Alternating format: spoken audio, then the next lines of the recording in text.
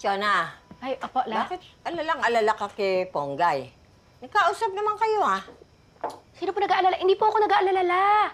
Hindi po, na-excite po ako. Na-excite po kasi meron po magandang balita ang apo ninyo. Magandang balita. O, saan ba nagpunta? Bakit wala pa? Mm. Ponggay! La! Chona! Ponggay! Ponggay!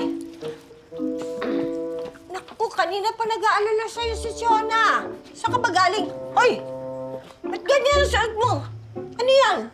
Kasi po, Lola, Aray ko, ang ganda ng jacket mo. Oo, talaga. Bagay sa kanya, no? Ang ganda. Ikaw naman kasi, bakit di ka sa akin nagre-reply? Akala ko kung ano nang ginawa sa'yo ni Mystery. Anong mystery? Sino yung mystery? Ano yun? Mystery! Oh, si Mystery po, La. Ano namin yun? Unit head namin, tapos terror po si Grabe, La. Mystery. Grabe, kaya Late po oo. kasi kami, kaya takot ako na. Teka, paano kayo naging late? Ang aga-agang umalis niyan dito. Nagmamadali pa nga eh. Oy, kayong dalawa ha. Kung ano man ang hinihitit ninyo, pwede ba? Tigil-tigilan nyo na. Masama sa utak yan. Tingnan niyo ako, hanggang ngayon, sharp pa rin. Kayo mga kabataan, ako, mga pa-Jency. Ay, tumigil nga kayo. Ano ka ba? Alam mo tong lola mo, napakadaming tanong, napakakulit. Alam ko na kung bakit ka single, wala nakakaanong manliligaw. Chona, Ay. nadinig ko yan, ha? Ay. Sige, La, bis na ako lahat. Binibiro ka. La, bis na Idol ako, ko, La.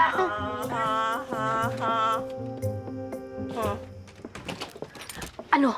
Ano nangyari sa'yo? Ano, positive ba na siya yung sumalbahe kay Dimples? Oo.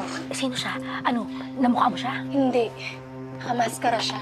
Muntik pa ako mapiktima ng demonyong yun.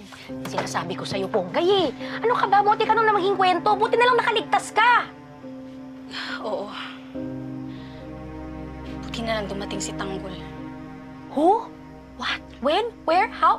Si Tanggol? Oo. Niligtas niya ako. Alam mo kung hindi, baka matulad na ako dun sa ibang mga biktima ni Mystery Man eh. Paano? Paano kanya niligtas? Kataon kasi na nandun din siya sa hotel. Tapos nung narinig niya yung sigaw ko, tinulungan niya ako. Tsaka nakakala ko talaga mamamatay na ako noon. Akala ko yun na yung katapusan ko. Baka parang naging anghel ako kung hindi niya ako tinulungan eh. Kalain, sino pa yung taong gusto mo hulihin, yun pa yung tutulong sa'yo. So yun, dinala niya ako kung saan sila nagtatago. Tapos, doon ko siya na lalong nakilala. Ano? Saan sila nagtatago? Ponggay, dapat i-report na natin to sa polis. Di ba? Para mahuli na yung si Tanggol at yung mga kasama niya. Chona, wag. Hindi ko siya i-report. Malaki na yung utang na loob ko kay Tanggol. Niligtas niya ako, Chona. Hindi lang ako, pati tatay ko. Sa mga kaaway niya.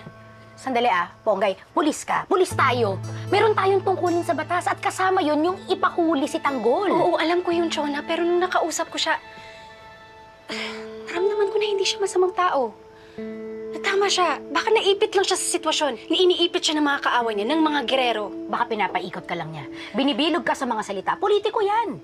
Kilala mo ako, Chona, hindi ako basta-basta naniniwala sa mga sinasabi ng mga tao sa akin. Pero nung nakausap ko si Tanggol, iba eh. Parang pakiramdam ko totoong tao siya. Gusto niya lang magbigay ng pagbabago sa bayan.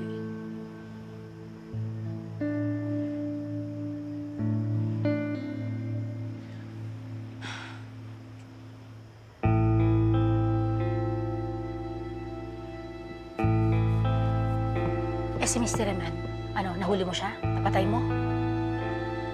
Hindi eh.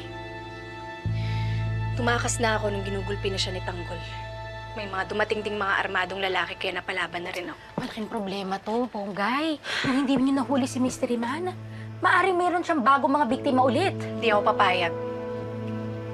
Di ako papayag na may mabibiktima pa yung demonyong yun.